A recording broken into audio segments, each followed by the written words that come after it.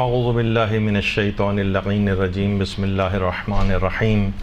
الحمد للہ وکفا وسلام علی عبادہ الذین اصطفیٰ. درود بھیجی محمد و آل محمد.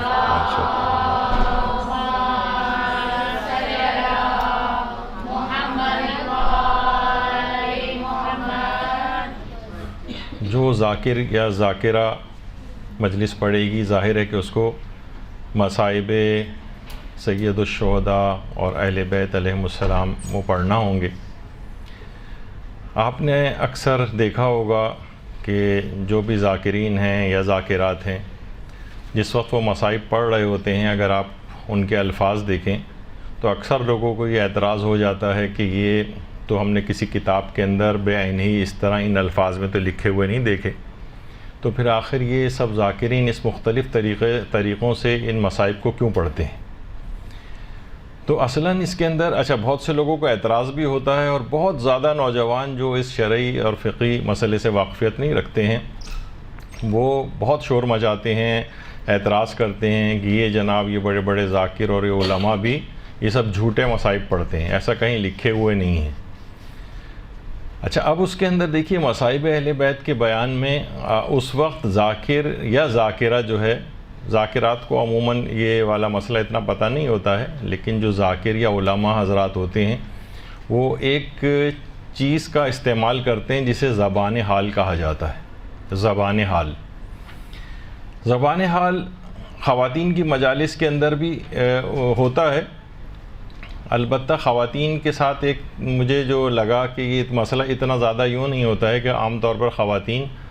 مرد علماء یا ذاکروں کے ذرا رٹے رٹائے طریقے سے مجلس پڑھتی ہیں، جو کہ ایک لحاظ سے اس میں ان کی ایک اچھی کوالٹی بن جاتی ہے، بجائے کہ مسائل کا صحیح طور پر ان کو ادراک نہ ہو اور وہ خود سے کوئی جعلی مصائب کریٹ کرنے لگیں. تو بہتر ہے کہ علماء کو کاپی کر لیں مصائب کے اندر تاکہ یہ والا مسئلہ نہ رہے. تو خواتین کی مجلسوں میں عام طور پر ہم دیکھتے ہیں کہ یہ چیز ذرا سیفلی ہو جاتی ہے، سوائے اس کے کہ وہ خواتین کہ جو کہ بے سروپا خود سے ہی مصائب کریٹ کر کے پڑھتی ہوں. بعض اوقات ہم دیکھتے ہیں کہ مرد ذاکروں میں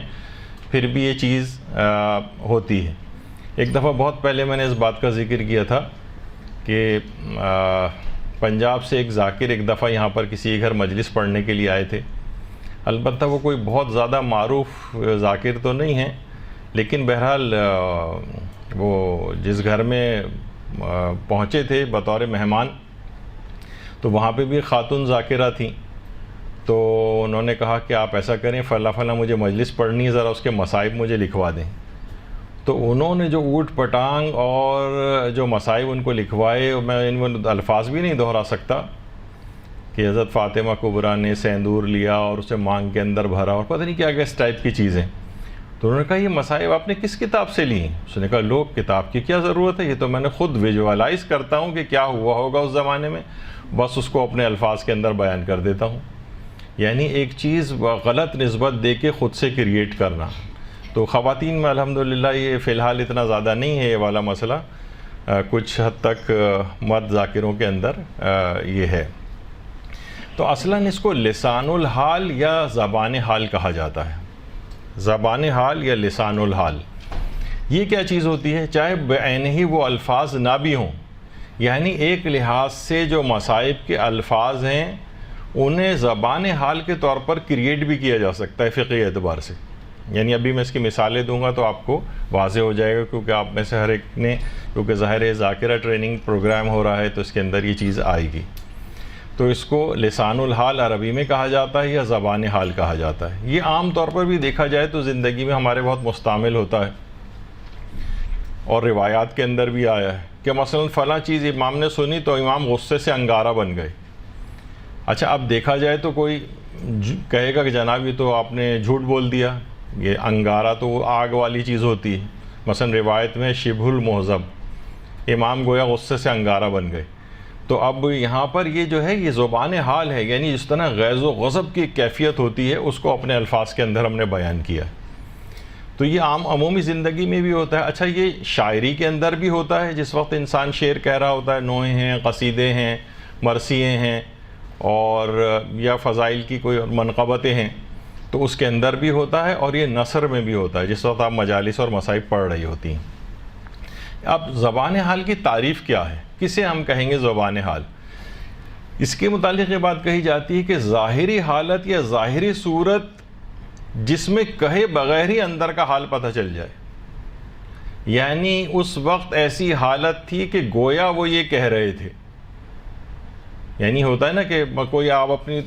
کسی وقت بہت پریشانی کا حال بیان کریں تو آپ کہتی ہیں کہ ارے اس وقت تو میری بڑی عجیب حالت تھی، گویا میرے پاؤں کے نیچے سے زمین نکل گئی تھی، گویا آسمان سر سے سرک گیا تھا۔ اب یہ جتنے بھی الفاظ آپ بیان کر رہی ہیں اپنی حالت کو بیان کرنے کے لیے بیان کر رہی ہیں، نہ تو زمین سرکی ہے نیچے سے اور نہ ہی آسمان ہٹا ہے، لیکن یہ مختلف طریقے ہیں کسی بھی اہم بات کو بیان کرنے کے۔ کوئی بھی ایسے جذباتی یا کوئی دکھ کی یا خوشی کی بات ہوتی ہے تو اس وقت آپ یہ کہتی ہیں، یعنی ظاہری حالت یا ظاہری صورت جس میں کہے بغیر ہی اندر کا حال پتہ چل جائے، اس کو زبان حال کہا جاتا ہے۔ مثلا کوئی آپ کہتی ہیں میں نے اس فلاں شخص کو دیکھا، وہ تو بہت ہی تباہ حال تھا۔ اب دیکھا جائے تو بظاہر اس نے بالکل صحیح کپڑے پہنے ہوئے ہیں، نہ اس کے کپڑے پھٹے ہوئے ہیں، نہ کچھ ہے، لیکن وہ پریشانی میں گویا آپ کو ایسا نظر آ رہا ہے۔ اب یہ جتنے بھی آپ الفاظ استعمال کریں گی اسے لسان الحال یا زبان حال کہا جائے گا۔ مثلا اشعار میں بھی آتا ہے کہ زبان حال سے یہ لکھنؤ کی خاک کہتی ہے، مٹایا گردش افلاک نے جاہو حشم میرا۔ یعنی زبان حال سے مثلا ورنہ لکھنؤ کی خاک کسی سے بولتی تو نہیں، تو یہ کیا ہے، یہ زبان حال بتائی جا رہا ہے کہ ایک زمانہ ایسا مثلا لکھنؤ کے اوپر آیا کہ جس میں وہ پہلے جیسا اس کی کیفیت نہیں رہی تھی اس شہر کی، اور مختلف حوالوں سے اس کے اندر ایک انحطاط آ گیا تھا۔ تو اب یہ جو ہے اشعار کے اندر بھی استعمال ہوتا ہے، یا مثلا یہ استعمال ہوتا ہے مصائب میں کہ 11 محرم کو جب مثلا تمام اسیران کے سوار ہونے کی باری آئی تو حضرت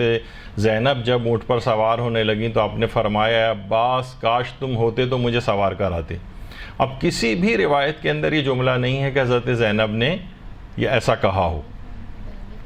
لیکن اس یہاں پر عام طور پر جو خطبہ اور ذاکرین حضرات ہیں وہ زبان حال کے طور پر یہ چیز بیان کرتے ہیں کہ گویا حضرت زینب کی حالت یہ تھی کہ گویا اپنی حالت سے وہ یہ کہہ رہی تھی کہ عباس آج تم ہوتے تو مجھے سوار کراتے۔ تو یہ زبان حال ہے، یعنی بعض اوقات لوگ کہتے ہیں کہ لکھا ہوا دکھائیے ہمیں کس جگہ کے اوپر ہے، تو ابھی البتہ یہ ایسا نہیں کہ لسان حال یا زبان حال کے طور پر آپ ہر جھوٹی بات کو ان سے منسوب کر دیں، اس کے کچھ خاص شرائط ہیں، طریقے ہیں، ابھی ہم آگے چل کر وہ ذکر کریں گے کہ علماء نے کیا شرائط بتائی ہیں اس کی۔ تو بہرحال جب سوار ہونے کی باری آئی تو گویا ان کی حالت یہ تھی، ورنہ مدینے سے جس طریقے سے چلی تھیں کتنی شان و شوکت کے ساتھ، وہ ان کو یاد آ گیا، گویا کہ وہ اپنی حالت سے یہ کہہ رہی تھی عباس تم ہوتے تو مجھے سوار کراتے۔ تو اس میں الفاظ کو نہیں پکڑا جائے گا بلکہ زبان حال کا استعمال ہوگا۔ اچھا، اسی طریقے سے مثلا جس وقت امام حسین علیہ السلام شہید ہو گئے، درود بھیجیے محمد وعلی محمد وعلی محمد۔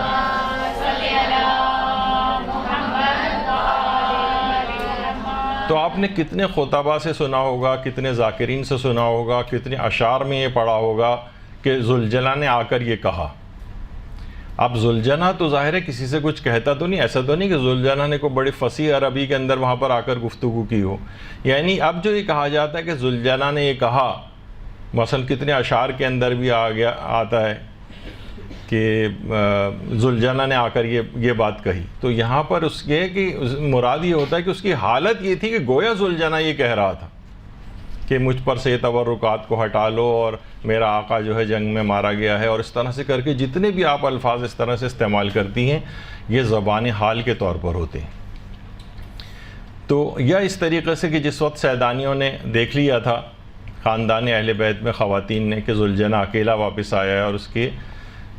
شہ سوار امام حسین علیہ السلام نہیں ہیں، تو یا پھر اس کے اوپر پورے جو ہے وہ مصائب پڑے جاتے ہیں کہ ذوالجناح نے آ کر یہ کہا۔ تو اس میں کئی طریقے ہو سکتے ہیں، مثلا اگر کوئی شخص یہ بھی کہے کہ ذوالجناح نے کہا تو یہ بھی بالکل صحیح ہے، کیونکہ یہ زبان حال ہے، کیونکہ عام ذوالجناح کوئی بولتا نہیں ہے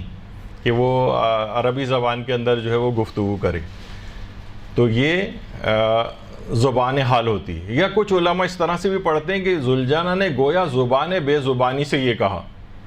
یہ زیادہ ذرا ویسا ہو جاتا ہے کہ اس کے اندر صراحت آ جاتی ہے اور ایک اشارہ آ جاتا ہے کہ ذوالجناح بول تو نہیں سکتا، لیکن زبان بے زبانی، اسی کو لسان الحال کہا جاتا ہے، اسی کو زبان حال کہا جاتا ہے کہ گویا وہ یہ کہہ رہا تھا۔ یا مثلا کچھ اشعار ہیں، جیسے مثلا یہ کون سی مستور ہے، کیا مانگ رہی ہے، اور صاحب غیرت سے ردا مانگ رہی ہے، اسلام کی خدمت کا صلہ مانگ رہی ہے، پردیس میں مرنے کی دعا مانگ رہی ہے، افسردہ ہیں افلاک سیاہ پوش زمیں ہے، جبریل ذرا دیکھیے زینب تو نہیں ہے۔ اب یہاں پر کیا اسلام کی خدمت کا صلہ مانگ رہی ہے؟ اب کہ حضرت زینب نے وہاں پر یہ تو نہیں کہیں کہا تھا کہ مجھے اسلام کی خدمت کا صلہ دو، اور پردیس میں مرنے کی دعا مانگ رہی ہے کہ بہنیں یہی والے الفاظ، البتہ اس سے ملتے جلتے الفاظ کچھ کہے گئے ہیں، وہ بھی البتہ 11 محرم کو نہیں لیکن بعد کے جو مصائب ہیں اس کے اندر پڑھے جاتے ہیں۔ تو یہ الفاظ آپ نے دیکھا کہ اس کے اندر بھی زبان حال استعمال ہوئی ہے، کیونکہ اب اکثر بہت سے ذرا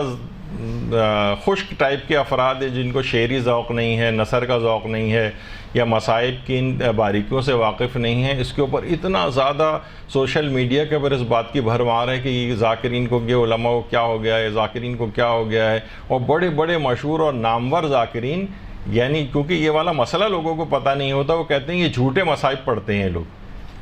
البتہ ان علماء کو اور ان سے الگ کرنا چاہیے۔ بعض ذاکرین کو تو میں نے دیکھا ہے کہ وہ پیمانوں پہ پورا نہیں اترتے، لسان الحال، اور وہ خود سے الفاظ بھی بنا لیتے ہیں،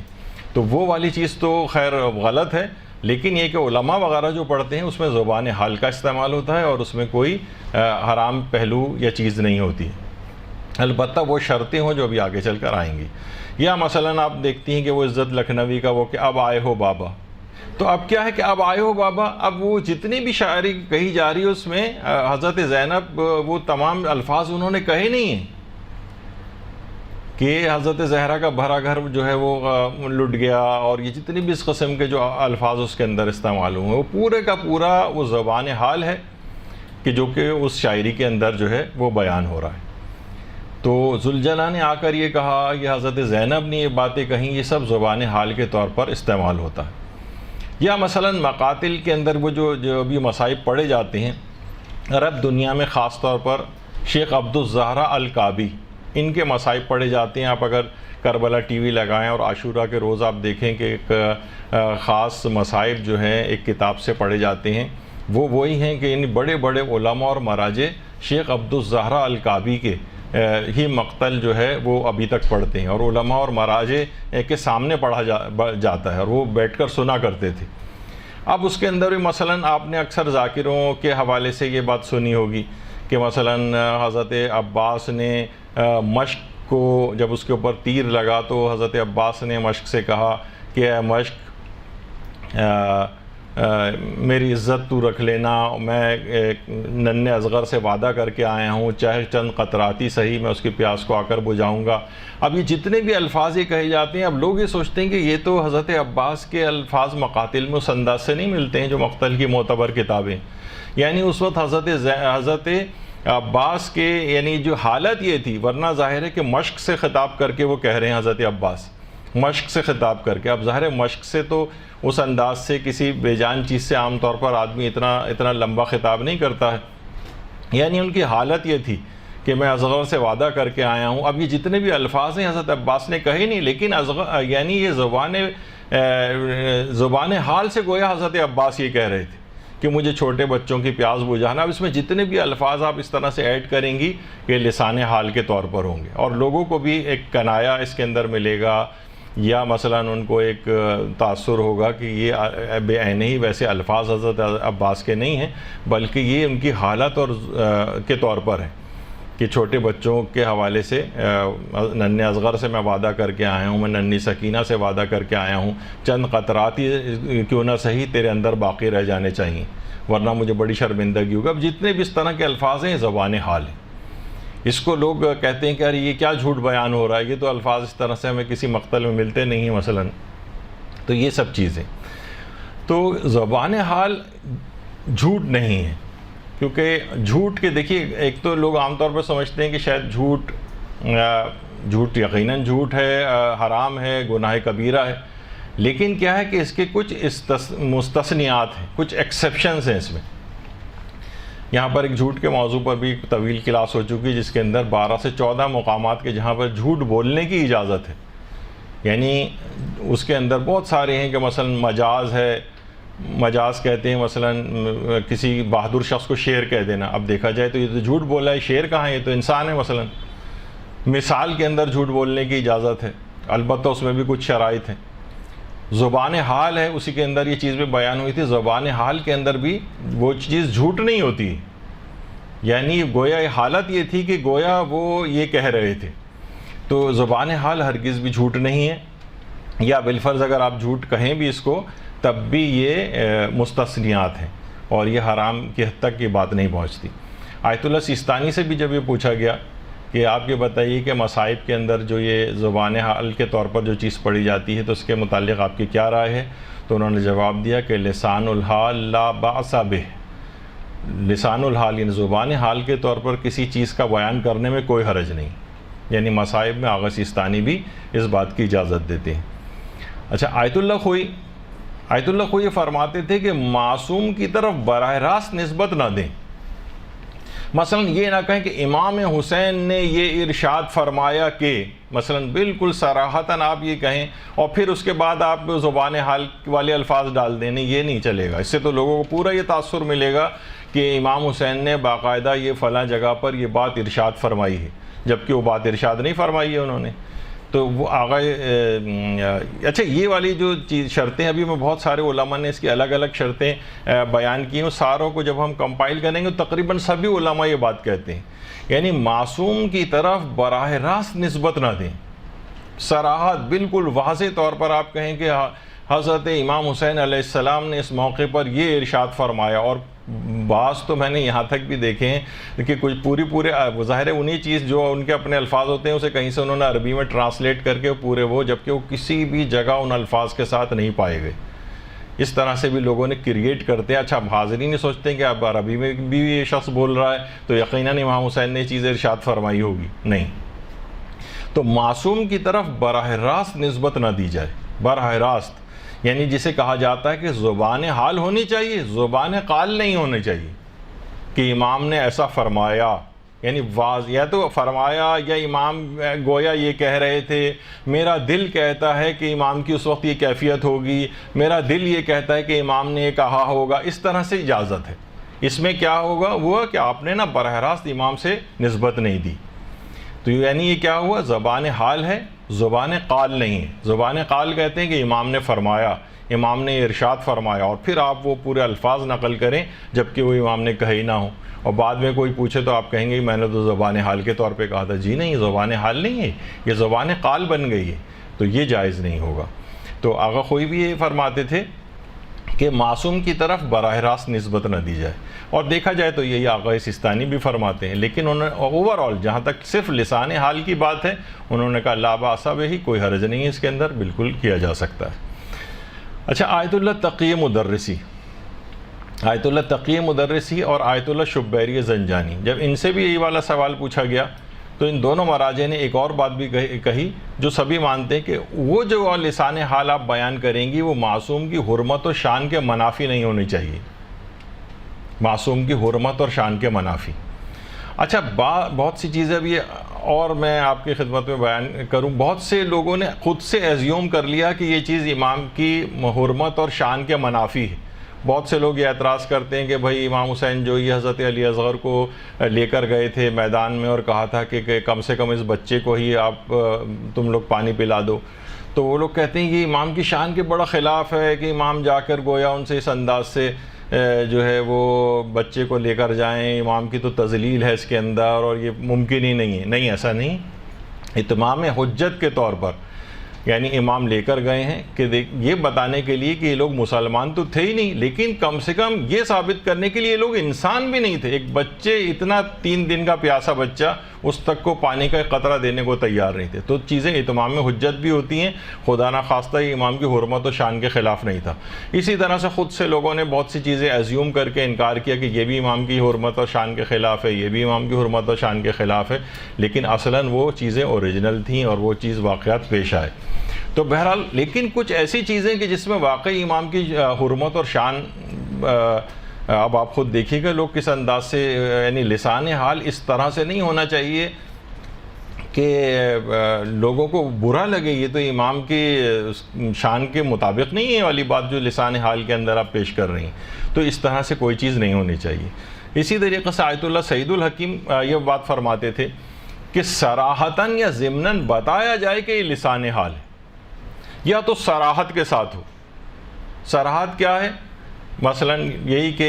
میرا دل یہ کہتا ہے کہ امام نے یہ کہا ہوگا، تو اس میں تو خود ہی صراحت آ گئی کہ امام نے نہیں کہا، آپ کا دل کہہ رہا ہے مثلا۔ یا ضمناً بتایا جائے، یعنی لوگوں کو اندازہ ہو جائے کہ اصلاً امام نے کہا نہیں تھا یہ، بلکہ یہ آپ الفاظ کا سہارا لے کے اس وقت کی کیفیت بتا رہے ہیں۔ یعنی یا تو صراحتاً یا ضمناً بتایا جائے کہ یہ لسان حال ہے،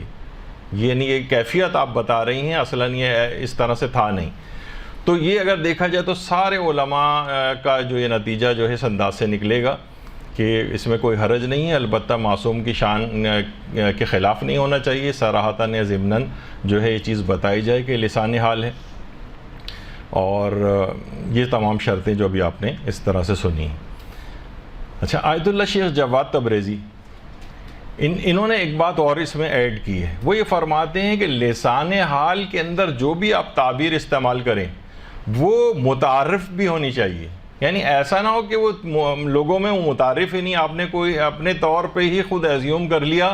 کہ یہ لسان حال کے طور پہ میں بیان کر رہی ہوں، جبکہ لوگوں میں یہ چیز لسان حال، لوگ اس کو اوریجنل بات سمجھ رہے ہوں، لسان حال نہ سمجھ رہے ہوں، یعنی لوگوں میں وہ چیز متعارف ہونی چاہیے کہ ہاں اس کیفیت کے اندر یہ ایسی چیزیں سب ہو سکتی ہیں۔ یعنی جب آدمی بہت غم کی کیفیت میں ہوتا ہے تو ہاں یہ سب چیز ہو سکتی ہے، لیکن اس غم کی کیفیت کے اندر کا کچھ چیزیں آپ ایسی خود سے ایجاد کر کے لے آئیں کہ جو کہ معاشرے میں غم کی کیفیت کے طور پر نہیں ہوتی ہیں، تو پھر اس کی اجازت نہیں ہوگی۔ تو بہرحال یہ تمام اس طرح کی ضمنی کچھ شرطیں تھیں، اور رہبر معظم آیت اللہ خامنہئی بھی لسان الحال کی اجازت دیتے ہیں زبان حال کے طور پر مسائب میں بیان کرنے کی، البتہ یہ چیزیں خود سے سیکھنی چاہیے۔ لیکن یہ اس وجہ سے آپ لوگوں کے لحاظ سے ایک بات ذرا اچھی ہے کہ یا تو آپ لوگ علماء کی لکھی ہوئی کتابوں سے مصائب اتارتی ہوں گی یا علماء ہی کی کاپی کر کے اس کو پڑھتی ہوں گی، تو اس کے اندر پھر کوئی ایسا مسئلہ نہیں ہوتا ہے، اور ظاہر ہے کہ آپ کو اطمینان ہوگا کہ جب میں اتنے بڑے عالم کی پڑھ رہی ہوں تو انہوں نے یقیناً اس کی تحقیق کر لی ہوگی اور ان باتوں کا خیال کیا ہوگا۔ اچھا، صرف یہ ابھی کا ہی مسئلہ نہیں ہے، ابھی تو آپ نے سب میں نے موجودہ مراجع کی مثالیں دی، آیت اللہ حسین بروجردی کے جو استفتاءات ہیں اس میں بھی انہوں نے جو گزر گئے ہیں علماء وہ بھی سب اس بات کے قائل تھے ظاہر ہے۔ اچھا، بہت سے لوگ البتہ یہ کرتے ہیں کہ جناب یہ جو آج کل فلمیں بھی آ گئی ہیں مثلا یوسف پیغمبر پہ یا اور جو آ گئی ہیں مثلا مختار وغیرہ پہ، ابھی میں اس پہ بھی آؤں گا، تو اس کی بھی چیزیں کہتے ہیں کہ دیکھیے ایسا انہوں نے کیوں الفاظ استعمال کیے تھے حضرت یوسف نے۔ ارے بھائی یہ جو یہ فلم ہے، یہ نہیں، یہ اگر اس میں دیکھا جائے تو اس میں 95% سے بھی زیادہ چیزیں جو ہیں وہ خود سے کہانی بنا کے ڈالی گئی۔ ٹھیک ہے، اوورال تھیم وہی ہے، لیکن یہ بھی ضروری نہیں اس کے اندر ہر چیز بالکل صحیح ہو، کیونکہ بہت ساری بعض چیزیں بڑی کنٹروورشل بھی ہیں، مثلا زلیخا یا زلیخا کی جوانی کا واپس آنا، یہ خود بھی کوئی ویسی چیز نہیں، مسلمہ بات، اس پہ بھی علماء نے اس پہ اعتراض کیے ہیں۔ پھر حضرت یوسف کی زلیخا سے شادی، یہ بھی ثابت نہیں ہے، بلکہ اکثر علماء نے اس کا انکار ہی کیا ہے۔ تو ضروری نہیں ہے کہ یہ تمام چیزیں جو ہے نا، کوئی انہوں نے کہا کہ حضرت یوسف نے یہ الفاظ کیوں کہے تھے، بھائی وہ الفاظ نہیں تھے، وہ بس ایک کہانی کا ایک جو بھی فلم ظاہرہ بنائی گئی ہے اس میں وہ الفاظ کہ وہ چھوٹے تھے تو کیا الفاظ استعمال کر رہے تھے، حضرت یعقوب نے کیا کہا، وہ ساری ایک ڈرامٹائز اور فلمی ہے، ورنہ آپ کہیں گے تو یہ تو سب جھوٹ باندھ دیا، یعنی انبیاء کے اوپر جھوٹ ہے، یعقوب بھی نبی تھے، یوسف بھی نبی تھے، ایک نبی کی طرف جھوٹ کی نسبت تو نہیں دی جا سکتی، لیکن یہ فلم ہے۔ یہ پھر میں بار بار کہوں، اس میں 95, 96, 97, 98 یا 99% فلم ہی کی باتیں، یہ الفاظ کہیں اس طرح سے نہیں۔ ہاں البتہ کہیں کہیں جہاں جہاں جیسے قرآنی آیات وہی لے کر فرشتہ نازل ہوا، وہ اس کے اندر چیز آ رہی ہے، یا اوورآل تھیم جو ہے وہ بہرحال اس کے اندر ٹھیک ہے، وہ علماء کی زیر نگرانی، لیکن باقی چیزیں اس میں زبان حال اور کہانی اور اس کی ریکوائرمنٹ ہے، وہ اصلاً نہیں۔ لیکن وہی والی بات میں کہوں کہ لوگ مختار یا فلمیں وغیرہ دیکھ کے کہ اس کے اندر سوچتے ہیں کہ ہر چیز جو اس کے اندر بیان ہوئی ہے بالکل بے عین ہی ویسے ہی چیز ہوگی، ویسے ہی سب کتابوں میں لکھی گئی ہوگی. اوور آل تھیم ضرور وہی ہے، لیکن اس میں ہر چیز، اس میں بہت سی کنٹروورشل چیزیں بھی ہیں جو تاریخ کے اندر ثابت نہیں ہیں، کچھ ضعیف بھی ہیں تو وہ بھی انہوں نے اس کے اندر چیزیں شامل کر دی ہیں، اور باقی سب کچھ ایک ڈرامے اور فلم کی ریکوائرمنٹ کے طور پر ہے. تو یہ میں اس لحاظ سے کہہ رہا ہوں کہ اس کے اندر بھی آ جائے گا کہ یہ الفاظ تو نہیں ہیں جو کہ کہے گئے تھے، تو پھر یہ کہاں سے چیز بیان ہو گئی؟ تو لسان الحال اور اس طرح کی بہت ساری اور چیزیں جو ریکوائرمنٹ ہوتی ہیں. البتہ دیکھیے بعض واقعات حقیقت ہیں، یہ زبان حال نہیں. جیسے مثلا کہا جاتا ہے کہ یہ جب امام حسین کی شہادت ہو گئی تھی تو علامہ ابن حجر مکی نے بھی صواعق محرقہ کے اندر لکھا ہے کہ جس روز امام حسین کا قتل رونما ہوا اس دن ملک شام میں جو پتھر اٹھایا جاتا تھا اس کے نیچے سے جوش مارتا ہوا خون نکلتا تھا،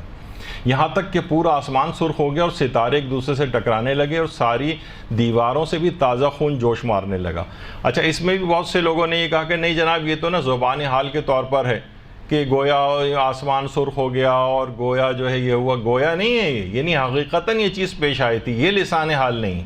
اسی طریقے سے اہل سنت کے مفتی اعظم قسطنطنیہ شیخ سلیمان حنفی قندوزی، انہوں نے کہا کہ بیت المقدس سے جو پتھر اٹھایا جاتا تھا اس کے نیچے سے خون نکلتا تھا.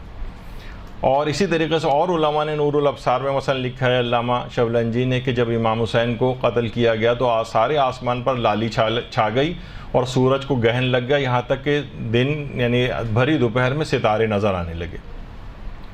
اور ایک روایت میں یہ بھی کہا جاتا ہے کہ آسمان پر سرخی اس سے پہلے نہیں ہوتی تھی، اس کے بعد سے شروع ہوئی ہے. اسی طریقے سے حافظ ابو نعیم سے منقول ہے کہ جب امام حسین کو شہید کیا گیا تو آپ کے غم میں آسمان سے خون کی بارش ہوئی، چنانچہ ہم نے صبح کی تو تمام گڑھے اور کنویں خون سے بھرے ہوئے دیکھے. تو یہ زبان حال نہیں ہے، یہ تو واقعتاً یہ چیزیں پیش آئی ہیں، کیونکہ ان باتوں کا بھی اب انکار کیا جانے لگا ہے اور ہماری صفوں سے انکار ہونے لگا ہے، اور یہ کہا جا رہا ہے کہ نہیں یہ تو بس ایک زبان حال کے طور پر چیز بیان ہوئی، ورنہ آسمان سے خون کی بارش اور کنوؤں میں کا جو ہے خون سے بھر جانا اور یہ سب کچھ سرخ اور سیاہ آندھیاں آنا یہ ویسے ہی جو ہے لسان حال کے طور پر چیزیں بیان ہوئی. نہیں، یہ لسان حال نہیں ہے، یہ اوریجنل باتیں ہیں، ان کا انکار نہیں ہونا چاہیے. اچھا دیکھیے، تسبیح موجودات، کائنات میں کوئی چیز ایسی نہیں ہے کہ جو اللہ کی تسبیح نہ کرتی ہو. اچھا، اب یہ تسبیح مثلا یہ لیپ ٹاپ بھی اس وقت تسبیح کر رہا ہے اور یہ آپ کے پنکھے بھی تسبیح کر رہے ہیں اور اے سی بھی تسبیح کر رہے ہیں اور یہ میز بھی تسبیح کر رہی ہے اور آپ کا قلم بھی تسبیح کر رہا ہے، آپ کا لباس بھی تسبیح کر رہا ہے. روایات کے اندر ملتا ہے کہ گندا لباس یہ اللہ کی تسبیح نہیں کرتا ہے، اس کا مطلب ہے جب وہ صفائی کی حالت میں ہوتا ہے تو تسبیح کرتا ہے. اچھا، اب یہ بحث ہے کہ یہ تسبیح جو ہے یہ زبان حال سے ہوتی ہے یا زبان قال سے ہوتی ہے. زبان حال ایک تو یہ کہ خود اپنی خلقت میں ہی اللہ کی تسبیح کر رہے ہیں کہ دیکھو اللہ نے ان چیزوں سے کو کیسا بنایا اور ان سے استفادہ ہو رہا ہے، یہ گویا خود اللہ ہی کی ایک طرف جو ہے ایک مبادرت اس کی ہوتی ہے. یا یہ کہ باقاعدہ ان کے الفاظ بھی ہوتے ہیں تسبیح کے ان چیزوں کی، کیونکہ دیکھیے قرآن کی آیات کتنی زیادہ یسبح لہ ما فی السماوات والارض، کوئی چیز ایسی نہیں ہے زمین و آسمان میں جو اللہ کی تسبیح نہ کرتی ہو. اس کا مطلب ہے تمام جانور بھی تسبیح کر رہے ہیں. تو یہ زبان حال سے تسبیح کر رہے ہیں یا زبان قال سے تسبیح کر رہے ہیں؟ آیت اللہ سید محمد حسین طباطبائی صاحب تفسیر المیزان، اس میں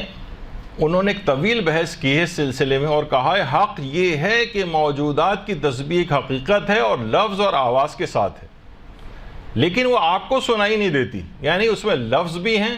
اور آواز بھی ہے. وہ لسان حال نہیں ہے کہ وہ اپنی حالت سے گویا تسبیح کر رہے ہوتے ہیں، گویا وہ تسبیح کر رہے ہیں، گویا نہیں، واقعتاً وہ تسبیح کر رہے ہیں. اب دیکھیے بہت سی آوازیں، اب ظاہر ہے کہ جب جیسے ایک خاص جو ہے اس کے لیے چاہیے ہوتی ہے ریکوائرمنٹ آواز کے لیے کہ کان سن سکے، اس سے اگر اوپر چلی جائے وہ فریکوینسی اور یا اس سے نیچے بھی ہو جائے تو بھی ہمارے کان کو سنائی نہیں دیتی. مثلا اگر چیونٹی جو زمین کے اوپر چل رہی ہے اس کی آواز کہاں آپ کو چلنے کی سنائی دیتی ہے، کیونکہ وہ آپ کی اس سے بہت کم چلی گئی. یا کوئی بہت ہی زیادہ ایسی آواز تو وہ بھی آپ کی پہنچ سے باہر ہو جاتی. تو یہ اصلاً ہمارے اندر صلاحیت نہیں ہے کہ ہم اس آواز کو سن سکیں. تو وہ علماء یا وہ افراد کے جن کی روحانیت بہت قوی ہوتی ہے وہ ان چیزوں کی آوازیں سن بھی سکتے ہیں. بہت سے علماء نے خود کہا کہ ہم نے اپنے مدرسے میں، یعنی وہ علماء کی بات کر رہا ہوں کہ جنہوں نے نقل کیا ہے کہ سبوح قدوس رب الملائکۃ والروح، ہم نے مدرسے کے باہر جو درخت لگے ہوں ان کی تسبیح کی آوازیں اپنے کانوں سے سنی. تو یہ تمام چیزیں کیا ہیں؟ یعنی اس کو یہ لسان حال نہیں ہے، یہ زبان قال ہے، یعنی یہ باقاعدہ وہ چیز لفظ بھی رکھتی ہے اور آواز بھی رکھتی ہے. ٹھیک ہے کہ آپ کو سنائی نہیں دے رہی. اچھا، بہت سی چیزیں دیکھیے وہ منسوب ہیں. وہ آپ نے سنا ہوگا کہ وہ شعر جو پڑھا جاتا ہے کہ اگر محمد کا دین، کہ امام حسین نے فرمایا کہ اگر محمد صلی اللہ علیہ وآلہ وسلم کا دین، اللہم صلی علی محمد وآل محمد، کہ اگر محمد کا دین میرے قتل کے بغیر قائم نہیں رہ سکتا تو اے خون آشام تلواروں آؤ اور مجھ پر آ کر حملہ کر دو. آیت اللہ صادق روحانی سے بھی پوچھا گیا کہ واقعی امام حسین کا یہ شعر تھا؟ تو انہوں نے جواب دیا کہ مذکورہ شعر معروف شاعر شیخ محسن ابو الحب کا ہے اور یہ ان کے دیوان میں بھی لکھا ہوا ہے. زبان حال کے طور پر اسے امام حسین سے منسوب کیا جاتا ہے. زبان حال. علامہ طالب جوہری صاحب تقریباً ہر سال جو اشرا پڑھتے تھے اس کے اندر امام حسین سے نسبت دیکھ کر اس شعر کو پڑھتے تھے، یعنی نسبت اس معنی میں کہ لسان حال کے طور پر. لیکن امام حسین نے ایک کہانی تھا یہ والا شعر، لیکن زبان حال کے طور پر منسوب کیا جاتا ہے ان سے. تو بہت سی چیزیں ایسی ہیں کہ جو کہ آپ پڑھتی ہیں، سنتی ہیں، وہ بھی لسان حال کے زمرے میں آتی ہیں. یا مثلا وہ کہ شیو، جس پر نوحہ بھی بنا گیا ہے، شیو جب پینا پانی بھول نہ جانا مجھے مثلا. تو یہ بھی اس طور پر ثابت نہیں ہے محکم بنیادوں پہ کہ شعر امام نے کہا تھا، لیکن کچھ روایات ہیں جس میں حضرت سکینہ سلام اللہ علیہا سے یہ بات کہی جاتی ہے، اللہم صلی علی محمد وآل محمد، کہ میں نے اپنے بابا کو وقت شہادت یہ شعر کہتے سنا. تو بہرحال کچھ روایات کے اندر اس کا تذکرہ آیا ہے، لیکن علماء جب اس کی ویسی تحقیق کرتے ہیں تو مستحکم طور پر کہ شیعتی مہما شربتم معاذ بن فذکرونی، یہ والا شعر جو ہے امام نے یہ اس طور پر ثابت نہیں کہ باقاعدہ امام نے کہا تھا. لیکن ایک روایت میں بہرحال، اگرچہ روایت میں اس میں ابھی ہم آگے چل کر ذکر کریں گے کہ ذوف وغیرہ بھی اگر ہوتا ہے تب بھی اس کو پڑھنے کی اجازت ہے. اسی طریقے سے مثلا چھٹے امام سے ایک حدیث کے طور پر چیز منسوب کی جاتی ہے. جواد محدثی نے اس کو اپنی کتاب کے اندر بغیر کسی سند کے یا حوالے کے اپنی کتاب کے اندر جو ہے وہ لکھ دیا ہے. گفتار عاشورہ اور پیام عاشورہ کے اندر بھی یہ چھٹے امام سے منسوب کر کے کلو یوم عاشورہ و کلو ارض کربلا، ہر روز روز عاشورہ ہے، ہر زمین زمین کربلا ہے. یہ جو ہے یہ تحقیق یہی ہے تمام علماء کی کہ یہ جملہ امام صادق کا نہیں ہے. البتہ بہت سے یعنی اس میں تعویلات کرتے ہوئے، اور اس کو امام خمینی نے بھی کسی جگہ پہ غالباً اس کو پیش کیا ہے، لیکن حدیث کے طور پر پیش نہیں کیا. کہا یہ جملہ بہت اچھا ہے، اور پھر انہوں نے کہا ہے کہ ظاہر ہے کہ انسان کی اپنی ذمہ داریوں کے اعتبار سے وہ دیکھے کہ جیسے خود میدان کربلا میں وہ موجود ہے اور امام کی نصرت اس کو کرنا ہے، تو سوچے کہ جس زمانے میں ہوں اس میں امام کی کیا خدمت کر سکتا ہوں. تو اس لحاظ سے ورنہ روز عاشور جیسا نہ کوئی دن ہے، نہ اس زمین جیسی کوئی اور زمین ہے، لیکن اپنی ذمہ داریوں کے لحاظ سے کچھ علماء نے اس کی اس انداز سے تعویل کی ہے. لیکن اصلاً یہ کسی جگہ پایا نہیں جاتا کہ چھٹے امام نے جملے ارشاد فرمائے. اچھا، کیونکہ یہ امام حسن فرما گئے تھے کہ اے ابا عبداللہ، کوئی دن بھی آپ کے روز عاشور جیسا نہیں، لا یوم کا یوم کا یا ابا عبداللہ، کوئی دن آپ کے جیسا نہیں ہے، تو پھر کیسے کوئی اور دن روز عاشور جیسا ہو سکتا ہے؟ تو اس انداز کا تو نہیں ہو سکتا، لیکن اپنی ذمہ داریوں کے لحاظ سے ہم یہ کہہ سکتے ہیں کہ بھئی گویا ہم اپنے آپ کو، ہم ہوتے تو ہم امام کی نصرت کرتے، تو ابھی بھی آپ امام زمانہ کے اس میں موجود ہیں نا زمانے میں، انہی کا بیٹا حکومت کر رہا ہے، تو آپ ان کی مدد کیجئے اس وقت. تو اس طور پر اس میں تعویلات کرتے ہوئے اس بات کو پیش کیا جا سکتا ہے. لیکن چھٹے امام نے یہ جملے ارشاد فرمائے ہیں کلو یوم عاشورہ و کلو ارض کربلا، یہ بیان کرنے کی آپ کو اجازت نہیں ہے، نہ اس طرح سے ممکن ہے. اچھا، ایک چیز اور بھی پیش کی جاتی ہے کہ آپ نے سنا ہوگا، بہت سے بعض ذاکرین بھی یہ کہتے ہیں کہ امام حسین جب گئے اور ان کا راستہ روکا گیا تھا ابن زیاد کی فوجوں نے، تو امام نے کہا تھا مجھے سندھ جانے دو یا مجھے ہند جانے دو، آپ نے سنا ہوگا۔ تو یہ سوال بھی پوچھا گیا ہے، آیت اللہ صادق روحانی سے پوچھا گیا، کچھ روایت میں بات بیان ہوئی کہ جب امام حسین نے زمانے کی نیرنگی ملاحظہ کی تو آپ نے اپنے دشمنوں سے کہا تھا کہ تم اپنی فوجیں ہٹا لو تاکہ میں کسی اور جگہ چلا جاؤں، کیا یہ روایت درست ہے؟ تو انہوں نے جواب دیا یہ روایت کسی معتبر ذریعے سے ثابت نہیں، اور اگر بالفرض محال ہم اسے مان بھی لیں تو امام کا مقصد یہ تھا کہ امام اپنے دشمنوں پر حجت تمام کرنے کے خواہش مند تھے۔ ان الفاظ سے آپ نے مخالفین پر حجت تمام کرتے ہوئے بتایا کہ ہم جنگ کرنے نہیں آئے ہیں بلکہ ہم تو تمہاری دعوت پر عراق آئے ہیں۔ تو بہرحال یعنی اس کی پھر تعویل کی جائے گی۔ اول تو پہلے انہوں نے کہا کہ یہ بات کہیں پر بھی نہیں ہے کہ امام نے ایسا کہا۔ پھر اصل میں ابن قتیبہ جو کی کتاب المعارف ہے اس نے یہ بات لکھی ہے کہ امام حسین نے یزیدی افواج سے کہا تھا کہ مجھے چھوڑ دو اور مجھے سندھ جانے دو، یا بعض لوگ پڑھتے ہیں اس کو کہ ہند کا اس میں تذکرہ ہوا، اور انڈیا کے صاحبان ایمان نے بہت سے نوحے بھی اس کے اوپر بنائے ہیں۔ تو کیا امام حسین کی بات مقصد اور مشن سے متصادم نہیں ہے کہ امام کو تو پتہ تھا، روایات کے اندر بھی بات آئی تھی کہ میں زمین کربلا پہ شہید کر دیا جاؤں گا، تو امام کیوں کہہ رہے ہیں کہ مجھے سندھ جانے دو؟ تو آیت اللہ ناصر مکارم شیرازی نے فرمایا کہ بعض تاریخی منابع میں عقبہ بن سمعان سے اس طرح نقل ہوا ہے کہ میں امام حسین کے ساتھ تھا اور ان کے ساتھ میں مدینے سے مکہ اور مکہ سے عراق گیا،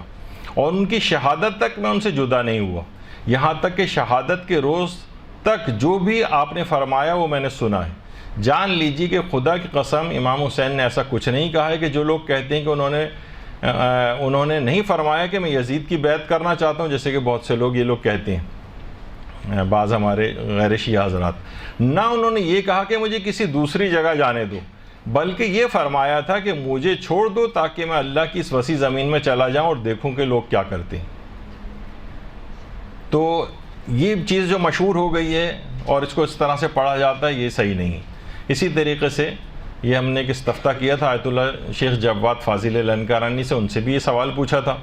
تو انہوں نے جواب میں یہ فرمایا کہ جو چیز صحیح ہے وہ یہ ہے کہ امام حسین علیہ السلام ہر کے لشکر سے مخاطب ہو کے فرمایا تھا امام نے کہ امام کم سے کم 2 بار ہر کے لشکر سے مخاطب ہوئے اور مکہ واپس جانے کا اظہار کیا، اور فرمایا اگر میرے آنے پر تم لوگ راضی نہیں ہو تو میں واپس جاتا ہوں۔ یہ فرمایا اگر تم اطاعت نہیں کرنا چاہتے ہو اور جو خطوط تم لوگوں نے لکھے ہیں اس میں تمہارے گفتار و کردار میں فرق ہے تو میں اسی جگہ سے واپس جاتا ہوں۔ تو عمر سعد سے بھی فرمایا تھا کہ مجھے چھوڑ دو، میں کسی وسیع زمین کی طرف چلے جاؤں، پھر دیکھا جائے گا کہ ان کا کام کہاں تک پہنچتا ہے۔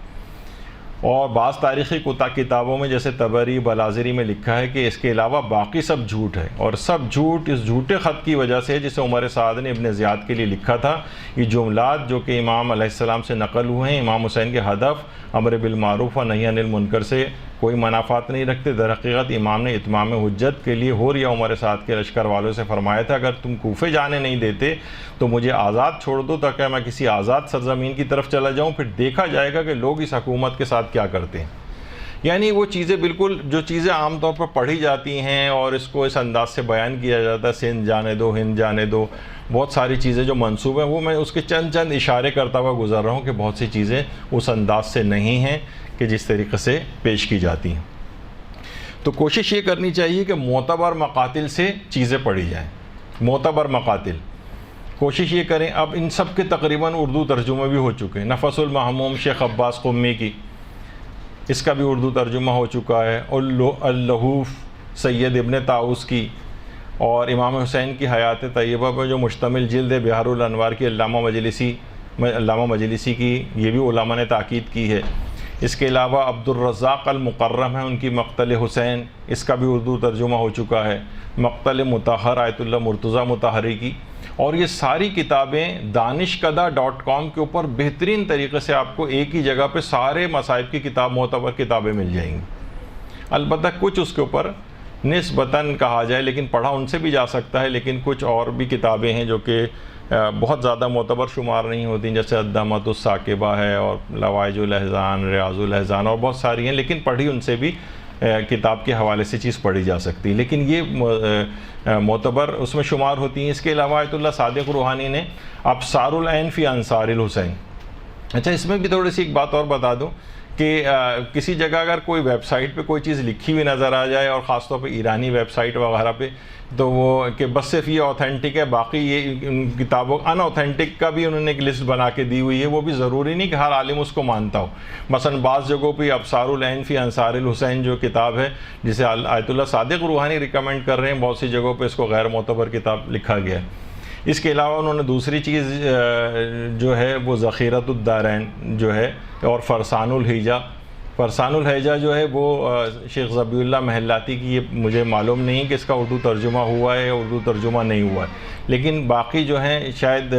ابصار العین کا بھی اردو ترجمہ ہو چکا ہے. اس کے علاوہ اگر حدیث کربلا کے نام سے اگر آپ علامہ طالب جوہری کی لے لیں تو یہ بھی اس لحاظ سے ایک معتبر کتاب ہے، اس سے بھی آپ مصائب کو جو ہے پڑھ سکتی ہیں.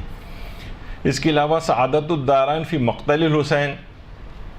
علامہ شیخ محمود حسین صاحب قبلہ کی، یہ بھی مقاتل کے اعتبار سے ایک اچھی کتاب ہے، اس سے بھی پڑھا جا سکتا ہے، اور بہت سی چیزوں کا انہوں نے انالیسس بھی اس میں کیا ہے. اچھا، کچھ ضروری نہیں کہ بس یہی ساری معتبر ہیں، اس کے علاوہ میں نے ابھی پوری لسٹ نہیں پیش کی، نہ اس کی ضرورت ہے، لیکن کم سے کم جو معاشرے میں ہیں. اچھا، جو غیر معتبر مقاتل ہیں، ان کی روایات بھی نقل کی جا سکتی ہیں کتاب کے حوالے سے. یعنی جو اگر آپ جو ذرا شوقین ہوتے ہیں اور انٹرنیٹ وغیرہ پہ سرچ کرتے ہیں تو وہ ان کو وہ لکھا ہوا آتا ہے کہ تو غیر معتبر ہے، تو ان کی بھی وہ روایت جو کہ معتبر مقاتل میں موجود ہوں وہ اس میں کوٹ کی جا سکتی ہیں یا اس کتاب کے حوالے سے پڑھی جا سکتی ہیں. مثلا روضۃ الشہداء ملا واعظ کاشفی کی، اب آپ ان کی پڑھیں گے تو یہ بھی غیر معتبر مقاتل میں ایک لحاظ سے شمار ہوتی ہے، لیکن کیونکہ اس میں دونوں چیزیں مکس کر دی گئی ہیں. لیکن بہت سے علماء نے بڑا سخت اسٹانس اس کتاب کے اوپر لیا ہے روضۃ الشہداء پہ.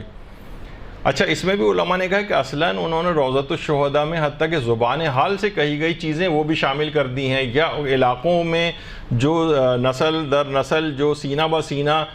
جو چیزیں چلی آ رہی ہیں نا، وہ بھی اس کے اندر نقل کر دی ہیں. تو جن علماء نے سخت سٹینڈ لیا ان میں مثلا شہید مرتضیٰ مطہری تھے، وہ روضۃ الشہداء کے بڑی مخالفت کرتے تھے، لیکن آیت اللہ صافی گلپائگانی سے پوچھا گیا تو انہوں نے سخت رویوں کی مخالفت کی اور کہا کہ یہ ہمیں یہ نہیں کرنا چاہیے کہ اس کے جو ملا واعظ کاشفی ہیں ان کے اوپر ہم تہمت لگائیں کہ انہوں نے جھوٹ گڑھا ہے، اور انہوں نے جواباً تو بہرحال کتاب کا حوالے سے، حتیٰ کہ جو جعفر جن کی جو روایت ہے کہ اس نے آ کر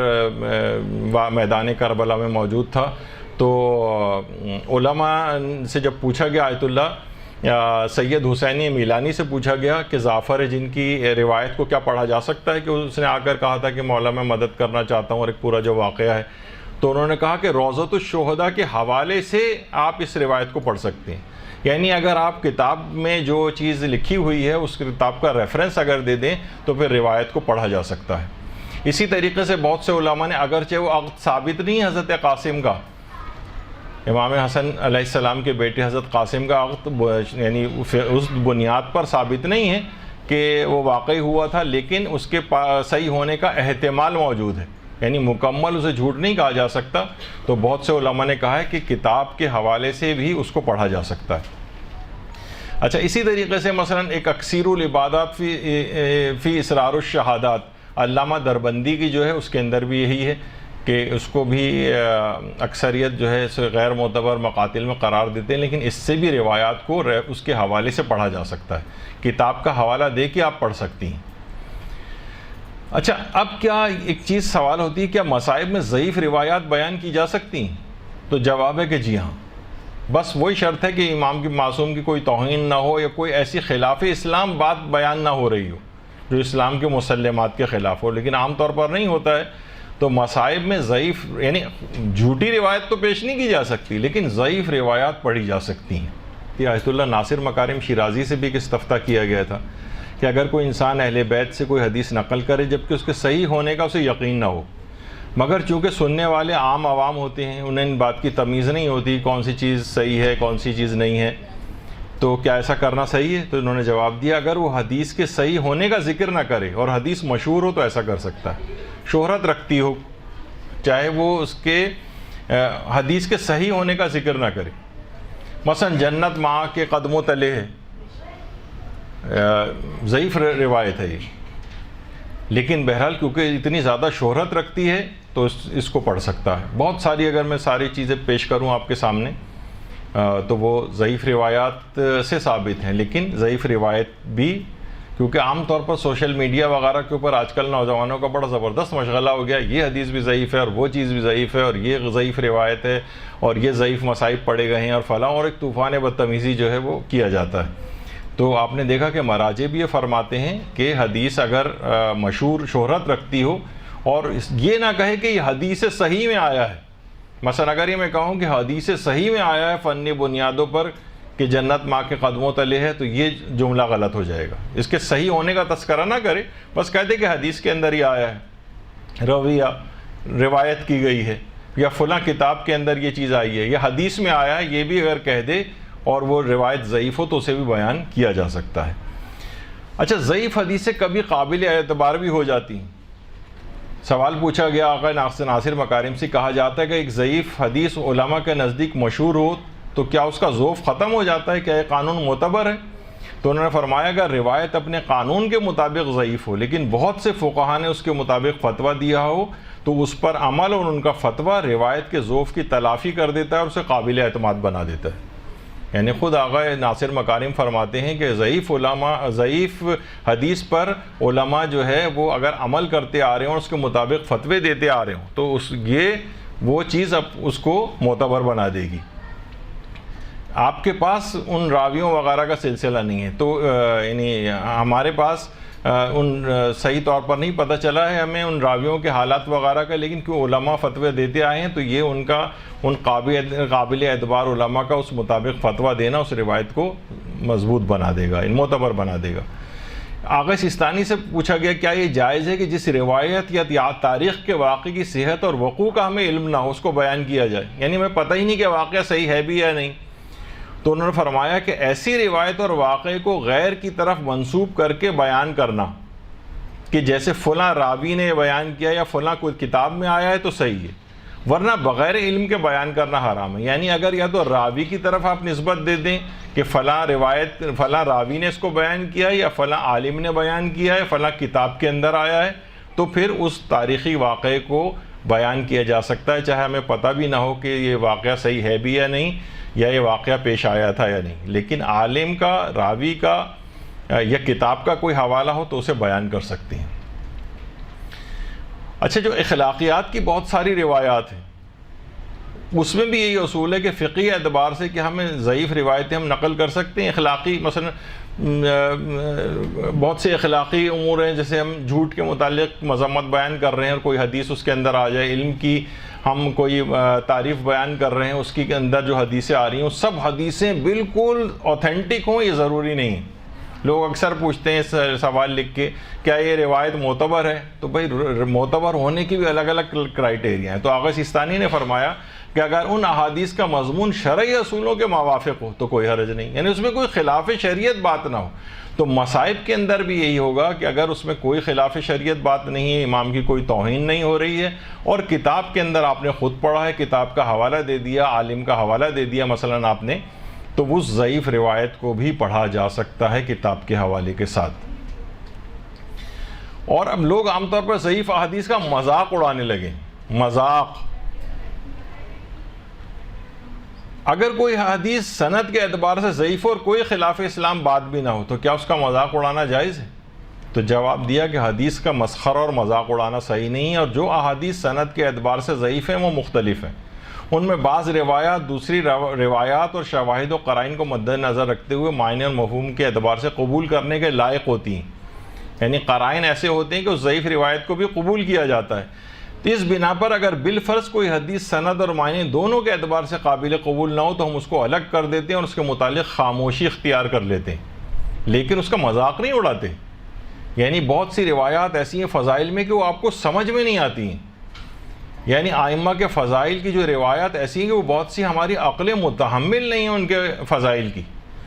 ورنہ اگر کوئی کہے کہ جناب صحیح معتبر اور فلاں یہ والے, تو پتہ چلا کہ 10 صفحات کے اندر ہم ان کو دے دیں گے کہ بھئی یہ ائمہ کے جو بس فضیلتیں صرف یہ ہیں, جبکہ ہے کہ زمین و آسمان سمندر سیاہی بن جائیں اور جو ہے تمام درخت جو ہے وہ قلم بن جائیں تب بھی, اور جن و انسان جو ہیں آدم تا قیامت جو ہے وہ لکھنے پر بیٹھے تب بھی ان کے فضائل ختم نہیں ہوں گے. تو بہت سے فضائل ایسے ہیں روایات فضائل کے اندر، جو کتابیں ہیں فضائل کی، کہ ہماری انسانی عقلوں میں نہیں آتے. تو اکثر جوان ان کا مذاق اڑانے لگتے ہیں، اکثر جوان مذاق اڑاتے ہیں ان کا. ابھی میرے پاس مثالیں بہت ہیں اس کی، لیکن میں اس کو بیان نہیں کر رہا ورنہ بات بہت طویل ہو جائے گی. تو ضعیف روایات کو حتیٰ کہ کسی کے حوالے اور واسطے سے اگر آپ نقل کریں تو حالت روزہ میں بھی نقل کر سکتے ہیں. یہاں تک کہ بعض افراد ایسے آج کل متشدد آ گئے ہیں سوشل میڈیا پہ کہ وہ کہتے ہیں کہ جناب حدیث قصہ کو بھی حالت روزہ میں نہیں پڑھا جا سکتا ورنہ آپ کا روزہ باطل ہو جائے گا، یعنی اسی طرح سے. تو بہرحال یہاں تک کہ حتیٰ کہ ضعیف روایتیں تک واسطے اور حوالے سے اگر پڑھی جائیں تو وہ بھی مبطل روزہ نہیں. اور آیت اللہ سیستانی نے بھی یہ بات فرمائی ہے کہ ضعیف روایات کو کتاب کے حوالے سے حالت روزہ میں نقل کیا جا سکتا ہے، اور یہی آیت اللہ شیخ اسحاق فیاض اور تقریباً سارے علماء کا یہی نظریہ ہے. اور یہی بات رہبر معظم نے اپنے استفتاء میں بھی فرمائی ہے کہ اگر کتاب کے اندر لکھی ہوئی چیز موجود ہے تو اس ضعیف روایت کو بھی پڑھا جا سکتا ہے، اگر لکھی موجود ہے اس سے روزے پر بھی کوئی فرق نہیں پڑے گا. اچھا، جو تاریخی واقعات اور مقتل کی روایات کو نقل کرنے کے سلسلے میں آیت اللہ حافظ بشیر نجفی فرماتے ہیں کہ تاریخی واقعات اور مقتل کی جو مصائب کی روایات ہیں، اس سلسلے میں مومنین کا فریضہ یہ ہے کہ کسی روایت کو جب تک کہ اس کے جھوٹا ہونے کا آپ کو یقین نہ ہو اور اس میں اہل بیت کی معمولی سی اہانت بھی نہ ہو، اسے جھوٹا نہ سمجھا جائے، خواہ وہ دوسری روایات کے مخالف ہی کیوں نہ ہو. یعنی آپ کہیں گے دیکھیے فلاں فلاں روایت تو اس کے مخالف ہے، تو فرماتے ہیں کہ جب تک کہ اس کے جھوٹا ہونے کا یقین نہ ہو اور اس میں اہل بیت کی کوئی اہانت والی بات نہ ہو تب تک اسے جھوٹا نہیں سمجھا جائے گا. تو چاہے تاریخی واقعات ہوں یا مقتل اور مصائب کی روایات ہوں، اگر آپ اس میں معصوم کی کوئی توہین نہیں ہو رہی ہے، کوئی خلاف شریعت بات نہیں ہے، تو اس کو کتاب کے حوالے سے پڑھا جا سکتا ہے. اور یہ بھی ہے کہ دیکھیے ہر ایک کے بس کا کام بھی نہیں ہے. یہ نوجوان آج کل بیٹھ جاتے ہیں اس کے اوپر فلاں راوی، اچھا ایک بڑا زبردست مشغلہ ہو گیا ہے ان کے پاس کہ دیکھتے ہیں اچھا اس میں روایت کے اندر فلاں فلاں راوی کا نام آ رہا ہے. آج کل وہ کمپیوٹر کا دور ہے، انہوں نے لکھا معجم الرجال الحدیث آقا خوئی اور فلاں یا کوئی بھی کتاب اس میں کلک کیا انہوں نے تو راوی ملتے جلتے نام کا بھی اگر کوئی آ گیا اور اس کے سامنے مثلا ضعیف لکھا ہوا ہے تو فوراً شور مچانے لگتے ہیں. اس کی اتنی چیزیں ہیں اس کے اندر، اتنے قرائن، باقاعدہ پورا ایک علم حدیث ہے کہ کس طرح سے ہم جو ہے وہ روایات کے سلسلے میں اس میں قرائن کیا ہیں. بعض اوقات ضعیف روایت ہوتی ہے اور قرائن پہ پورا اترتی ہے تو اسے معتبر سمجھا جاتا ہے، اور ہو سکتا ہے کہ روایت معتبر ہو تب بھی بعض وجوہات کی بنا پر اسے نہیں لیا جائے یا اس کے سلسلے میں خاموشی اختیار کر لی جائے، چاہے وہ صحیح السندی کیوں نہ ہو. ایک دفعہ شاید میں نے پہلے بھی ذکر کیا تھا کہ مثلا چاند ہمیشہ 30 کا ہوگا. بوہری حضرات اکثر اس کے اوپر عمل کرتے ہیں اور ہر مہینہ 30 کا قرار دیتے ہیں، اور روایت بھی صحیح السند ہے مثلا، یعنی صحیح روایت ہے تب بھی اس کے برخلاف فتویٰ آپ کو ملے گا. تو اس کی بہت ساری چیزیں بھی ہیں، علماء نے اس کو ڈسکس کی ہے کہ بعض اوقات راوی سب صحیح بھی ہوتے ہیں تب بھی ان سے سہو ہو جاتا ہے، ان کو سمجھنے میں غلطی ہوتی ہے، ان کو بیان کرنے میں غلطی ہو جاتی ہے، وہ تو معصوم نہیں ہے. تو بہت ساری اور باتیں بھی ہیں. اچھا، یہ بھی کہا کہ بہت سے لوگ کہتے ہیں بھئی میں فلاں کی مجلس میں نہیں جاؤں گا، وہ جھوٹی روایتیں پڑھتا ہے یا پتہ نہیں کس قسم کی روایتیں پڑھتا ہے. تو آیت اللہ شیخ عبد الکریم حائری جنہوں نے قم کا حوضہ علمیہ قائم کیا تھا، انہوں نے بھی یہ بات بیان کی، بلکہ ان سے سوال یہی پوچھا گیا کہ ہم بعض اوقات اس طرح سے جاتے ہیں اور مجالس کے اندر کہ ہمیں پتہ نہیں ہوتا کہ یہ پتہ نہیں صحیح پڑھ رہا ہے نہیں پڑھ رہا ہے، کیا ہے معتبر نامعتبر جھوٹ سچ سب مکس ہوا ہوتا ہے مثلا، تو کیا ہم ایسی مجالس میں جا سکتے ہیں؟ تو انہوں نے جواب دیا انشاءاللہ رفتن شما اشکال نہ دارت، کوئی حرج نہیں ہے آپ جائیں، کیونکہ آپ کو معلوم نہیں ہوتا ہے کہ کون سی چیز جھوٹ پڑے گا یا نہیں پڑے گا، آپ کو کچھ پتہ نہیں ہوتا ہے یا آپ کا علم اتنا نہیں ہے کہ آپ جج کر سکیں. تو بہرحال مجلس اعضاء میں جانے میں کوئی حرج نہیں ہے. جو لوگ عام طور پہ کہتے ہیں بھئی ہم مجلس ہی میں نہ جائیں. تو بہرحال اب آپ نے دیکھا جو بھی آپ کی چیزیں سامنے آئیں کہ جو مبتدی ذاکر ہو یا ذاکرہ ہو، یعنی جو اس نے ابھی مجلسیں پڑھنا شروع کی ہیں، اس کے لیے مشورہ یہی ہے کہ وہ جو معتبر علماء ہیں اس سلسلے میں، جو کہ لسان الحال، زبان حال، ان سب چیزوں سے بھی اچھی طریقے سے واقفیت رکھتے ہیں. مثلا ایک سی ڈی مثلا ہمارے استاد محترم علامہ صادق حسن صاحب قبلہ کی بیان المصائب کے نام سے، اس میں سارے بلکہ ہم نے تقریباً جتنے بھی مصائب ہیں ہر شخصیت کے اعتبار سے اس کو اپلوڈ کر کے اس کے اوپر بھی ڈال دیا ہے. مدرسے کے فیس بک پیج پہ، تو وہاں سے بھی آپ مصائب براہ راست لے کے ان کو کاپی کر لیں، تو آپ کو یہ والا مسئلہ ہی نہیں ہوگا کہ پتہ نہیں کون سے میں الفاظ استعمال کروں، کیا کروں. آپ ایز اٹ از کاپی کر کے بھی ان کو پڑھ سکتی ہیں. تو ان کے لیے مشورہ یہی ہے کہ خود سے اس کا وہ نہ کریں. البتہ آپ کے سامنے ضمناً ذکر اس وجہ سے ان تمام باتوں کو کر دیا کہ ایسا نہ ہو کہ جیسے کہ نوجوان اکثر کرنے لگیں کہ یہ روایت بھی غلط ہے اور یہ فلاں چیز بھی الفاظ نہیں ہے تو یہ شخص جھوٹا ہے اور یہ جھوٹے مصائب پڑھتا ہے. سوشل میڈیا بھرا پڑا ہے بڑے بڑے علماء کی مذمتوں سے، اور ان نوجوان لڑکوں کو کچھ پتہ بھی نہیں ہے کہ اس کے اندر کتنی چیزیں ہیں کہ اور باتیں ہیں کہ اور فقہی استفتاءات ہیں مراجع کے کہ کن شرائط کے تحت ان باتوں کو بیان کیا جا سکتا ہے. اس پہ ہم اختتام کریں گے اس والے موضوع کا کہ دیکھیے امام خمینی نے 1358 ہجری شمسی میں خطاب کرتے ہوئے فرمایا تھا کہ ہمارے نوجوان جب مجلس اعضاء میں جاتے ہیں اور واعظ و مقرر و ذاکر جب کوئی روایت پڑھتا ہے تو کھڑے ہو کر کہتے ہیں کہ یہ روایت غلط ہے. یہ نہ سمجھیں گے ایسا کر کے وہ دین کی کوئی خدمت کر رہے ہیں، بلکہ کہنا ہی قطعاً غلط ہے. ایسا کہنا بھی مجلس اعضاء کے خلاف حملوں میں سے ایک حملہ ہے، اور ایسا کرنے سے یہ سعادت ہمارے ہاتھ سے نکل جائے گی. یعنی اس میں ہی کہ عام طور پر لوگ، میں پہلے بھی کہہ چکا ہوں کہ عام طور پر یہ ہوتا ہے کہ ذاکر یا ذاکرہ کوئی بھی نہ وہ تیاری سے آتا ہے. وہ ٹھیک ہے کہ آپ کو وہ روایت نہیں پتہ، آپ نے اتنی چیزوں کا مطالعہ نہیں کیا جو عام طور پر جو تسلسل کے ساتھ مجلس پڑھ رہے ہوتے ہیں، تو وہ ان کے پاس بہت ساری کتابوں کے ریفرنس اور وہ سب ہوتے ہیں، یا وہ زبان حال کا استعمال کر رہے ہوتے ہیں. تو آپ کو جب وہ الفاظ، اول تو جو بھی شخص نوجوان کھڑا ہو جاتا ہے اس نے یہ ضرور ہے کہ اس نے اس سے پہلے کبھی نہیں سنی، لیکن کسی چیز کا پہلے نہ سنا ہونا تو دلیل نہیں ہے نا کہ وہ چیز نہیں پائی جاتی. کون سی آپ شکم مادر سے پورا علم لے کر آئے تھے؟ روزانہ آپ کے علم میں اضافہ ہوتا ہے.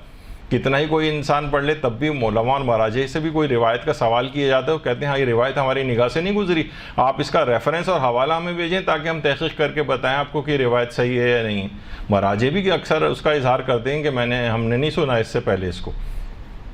تو یہ نوجوان کہاں سے چھوٹے چھوٹے سے بچے جو ہیں وہ کھڑے ہو جاتے ہیں اور مجلس اعضاء کو باقاعدہ بہت سی جگہوں پہ خراب کرنے کی بھی کوشش کرتے ہیں. تو بہرحال ان چیزوں کا خیال اس میں رکھا جائے تو لسان الحال، زبان حال اس سلسلے میں اور ضعیف روایت کو پڑھنے کے سلسلے میں یہ ایک ہم نے اس موضوع پر بات اپنی کسی حد تک مکمل کی ہے.